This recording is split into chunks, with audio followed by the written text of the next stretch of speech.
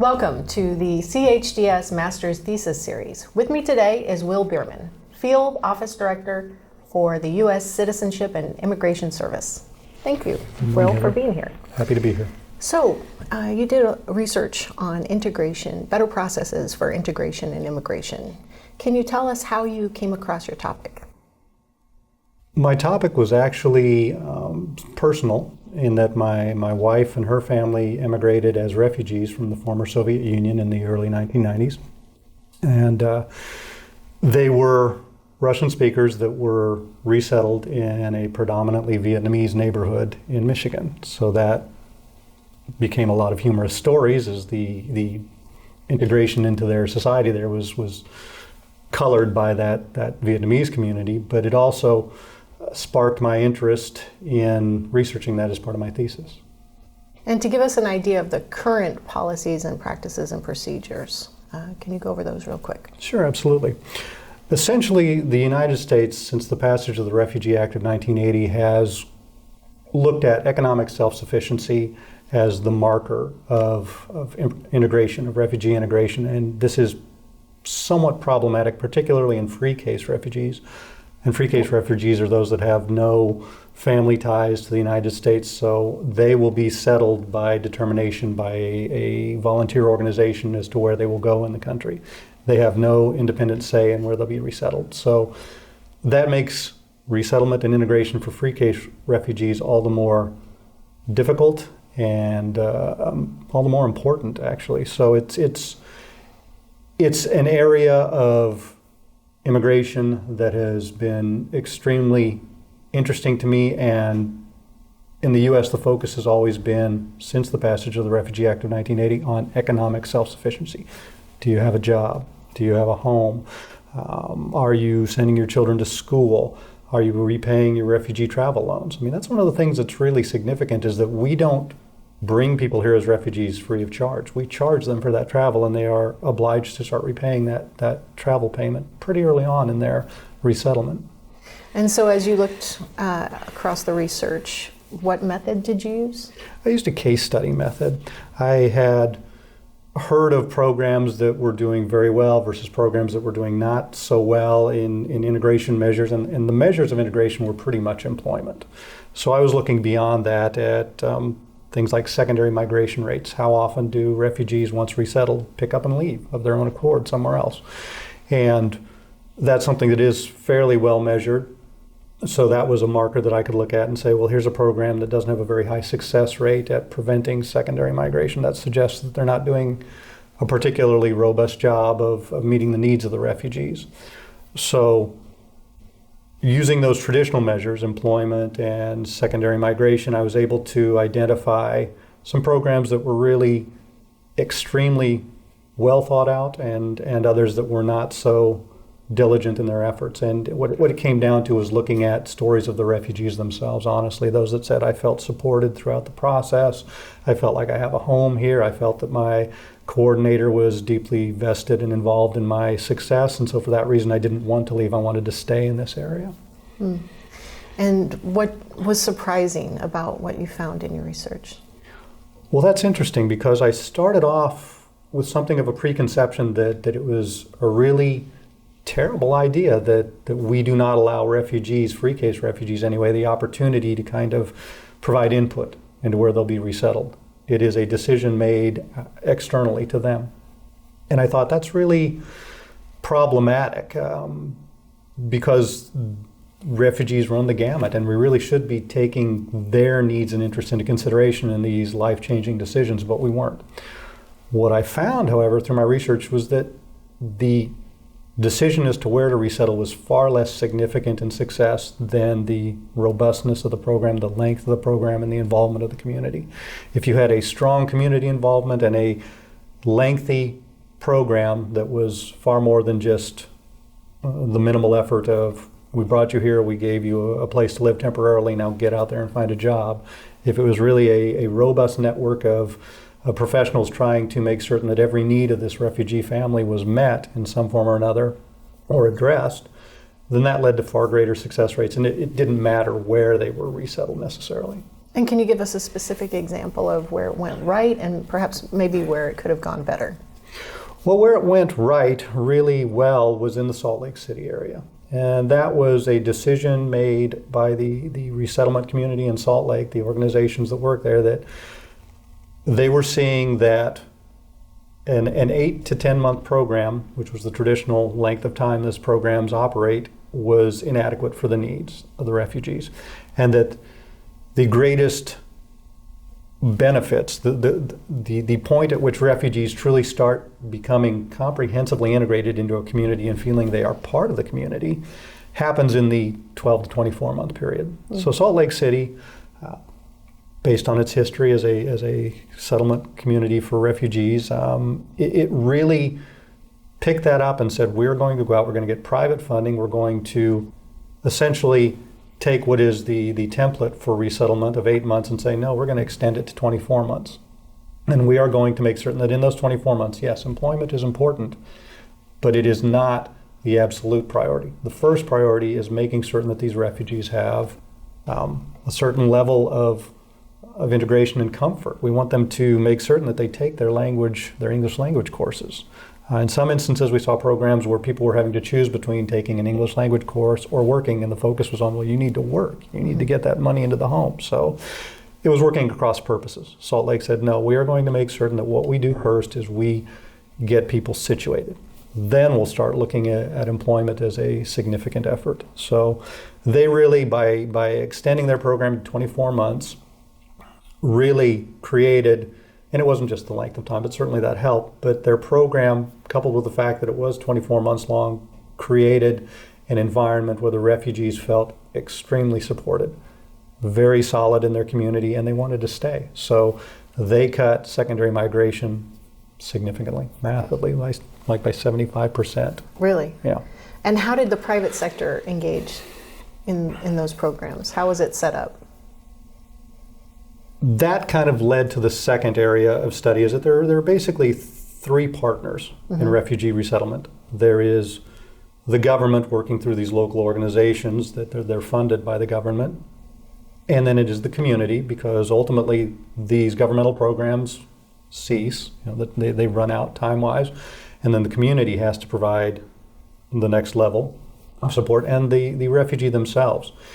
And so the second area I studied was in Utica, New York, and that's a community that is 1 in 6 residents is a refugee. It is a huge refugee population, and since the mid-1990s, it has been extremely focused on not just welcoming refugees, but creating an environment of success for refugees, entrepreneurial efforts for refugees. And so depressed neighborhoods, zombie neighborhoods have been revitalized because of them. The community, unlike much of the rest of the Rust Belt, has seen, even though the population has dropped somewhat, it is much more stable than other areas along the Rust Belt of the Erie Canal area. And really they have weathered the storm of the economic downturn as a result of this influx of refugees that the community has really come together to support and said, we value you and we want you here. Mm-hmm. So can you give an example of the types of people that would benefit from the resettlement there in Utica? Well, in Utica particularly, there was a large Somali community. What started it all in Utica in the mid-1990s was the Bosnian migration flow there, and that created an environment that was positive for refugees, because the refugees that came from Bosnia were very much like a lot of the people that already lived in Utica. Now, when you move beyond that into the early 2000s, where you get a Somali influx, Somali refugees really don't look like your traditional Eastern European individual. But the fact that there had been these successive waves of migration to Utica that had seen positive benefits, it made the community so much more receptive to refugees of any form. They didn't really consider, well, is this someone that will fit in here? Everyone fit in Utica, and certainly the Somali community has grown, and not necessarily entirely as a result of initial refugee immigration. There's been a lot of secondary migration too there, as Somalis situated in other areas and resettled in other areas of the country have been have had family members contact them from Utica and say, hey, here is a great opportunity here. We have an abundance of jobs, housing is affordable, and it's a safe community. There was a large secondary migration out of Atlanta and Nashville, which was a hub of immigration resettlement, refugee resettlement. And, those were predominantly inner city areas that were not necessarily the most safe environments or the most supportive environments. And they found that in places like Utica and in Maine, in fact, there were some very supportive communities. It sounds like trust is a big part of that. Trust is huge, and it's a two-way street. Integration isn't just you come to this community and you learn to integrate. We don't want you to become us. We need you to show us how you live, how you want to live, and we'll figure out how to adapt to that. The community will be receptive to that. So integration really is a process that involves the community just as much as the non-governmental organizations, the NGOs that directly support the refugees. And it's really, when it works well, it's an amazing thing to see. And my thesis, I think, identifies some steps that can be taken and some factors to look out for to encourage that process. And specifically, can you give us an idea of the recommendations you came up with? Well, first off, my recommendation was that we essentially go back to what was the status at the time of the passage of the Refugee Act of 1980. At that time, the cash assistance available to refugees was available for up to 36 months. It was shortly thereafter changed to 18 months, and now it's down to 8 months. So it's really been dramatically reduced over time. We have seen in this country, we have reduced our refugee acceptance rates from 100,000 some years ago, 80,000 to 100,000 some years ago, down to a recommendation of 18,000 this year. That's a very small number.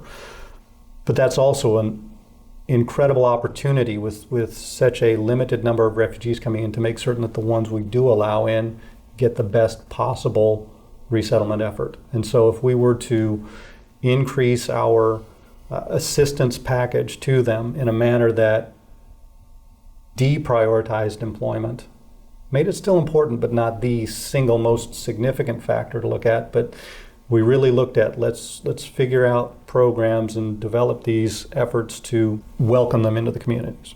Mm-hmm. And that's really the primary recommendation I made. I mean, my thesis has some other recommendations about continuing with the process of requiring refugees to resettle where we set them. Like I said, there seems to be less significance in the location as it is over the support network established there. So while that was an area of concern when I started my research, by the end of my thesis I was less concerned about that, provided there was a significant level of support available to the refugees to discourage secondary migration and make where we first placed them the best opportunity for comprehensive integration. So if we were to just keep this 8-month process, what do you see happening? What happens if we don't act on this? When we don't act, if we continue to view refugees as a drain on our resources, which we have seen by research they are not. In fact, they rapidly become contributing members of the community and pay taxes and actually benefit economically the areas in which they're resettled. But if we continue to move along this path of decreasing amount of direct support initially, we will see refugees that will engage much more in secondary migration, and that may be successful, but it's a grass is always greener kind of risk.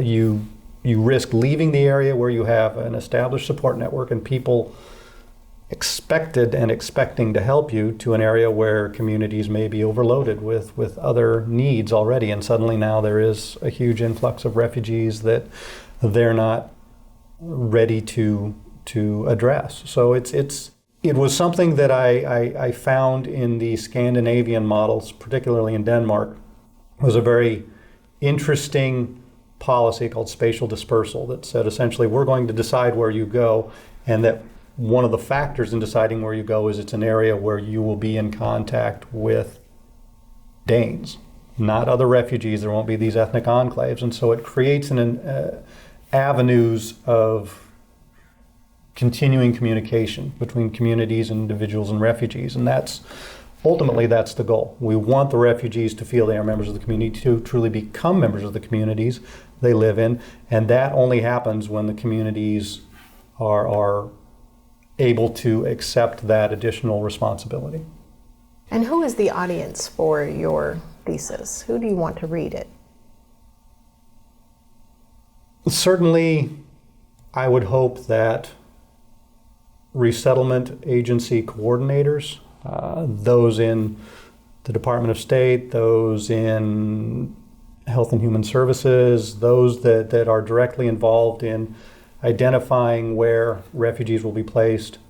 I think that's important. But what I think is more important is individuals that are at the grassroots level, in these local organizations that have charters with the large NGOs that are directly responsible for providing services on the ground to newly arrived refugees. I think that's my target audience.